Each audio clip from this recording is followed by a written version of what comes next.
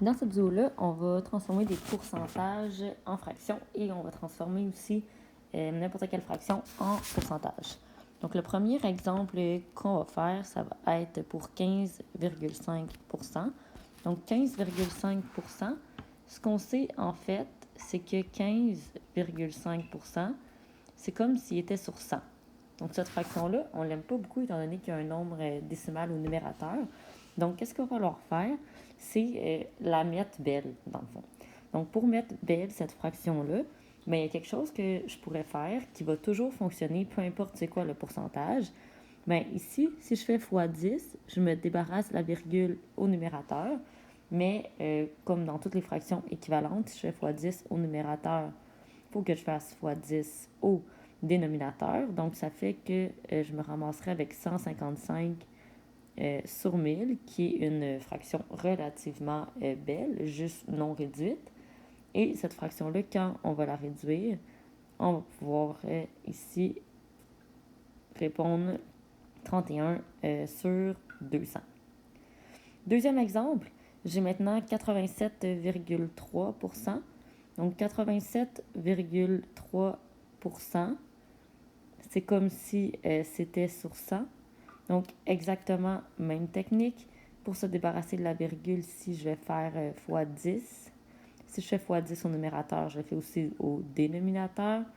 Fait que 873 ici sur 1000. Et là, la difficulté, c'est de réduire cette fraction-là. Et ici, la fraction ne se réduit pas. Finalement, dernier exemple, 20,25. Donc, 20,25. Je me retrouve avec 20,25 qui est sur 100 à cause du symbole de pourcentage. Donc, si on y va avec la même technique, donc je vais avoir besoin de multiplier par 100 pour me débarrasser de la virgule au numérateur. Donc, je vais devoir aussi multiplier par 100 au dénominateur, ce qui va donner des 2025. Mais là, ce ne sera pas sur 1000. Ça va être sur 10 000. Et c'est sûr que cette fraction-là, il faut la réduire. Et ici, ça va donner 81 sur 400.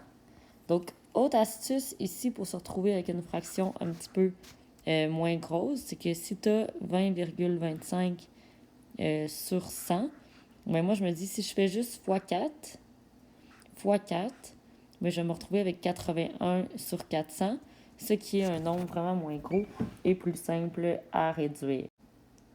Donc, c'est aussi une façon de procéder qui donne la même réponse. Donc, parfois, c'est possible.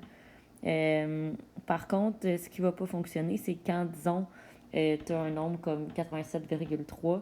Là, à ce moment-là, c'était un petit peu plus difficile à faire, étant donné que 87,3, c'est plus facile de faire x10 que de faire une multiplication qui fait que ça arriverait juste. Mais quand c'est des 0,5, 0,25, ça peut être une bonne technique.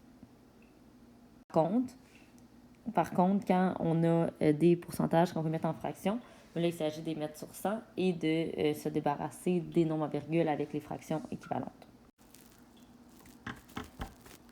Si maintenant je fais le contraire, donc si je prends une fraction, disons 31 sur 40, et que je veux la mettre en pourcentage, mon but dans le fond, c'est de la mettre sur 100. Par contre, 40, c'est pas un multiple direct qui va... Tu sais, je peux pas faire, mettons, x2, ça va donner 80, x3, ça va donner 120. Donc, je peux pas la mettre sur 100 directement. Donc, ce qui va être plus simple, c'est de passer par le nombre décimal. Donc, si je mets 31 sur 40 en nombre décimal, donc en faisant la division de 31 sur 40. Donc, ici, si jamais la fraction est ici le nombre décimal, 0,775, mais on se souvient que quand j'ai un nombre décimal et que je veux le mettre en pourcentage, j'ai juste à multiplier par 100. Fait que rendu là, c'est plutôt simple de multiplier par 100 pour le mettre en pourcentage. Donc, si j'ai le nombre décimal, 0,775, et que je multiplie par 100, je vais devoir bouger la virgule de 2 positions vers la droite et ça va me donner 77,5 %. Alors, quand je veux mettre une fraction en pourcentage et puis que c'est pas simple de le mettre sur 100, Donc, ça va être juste préférable de passer par le nombre décimal et après ça, de simplement multiplier par 100.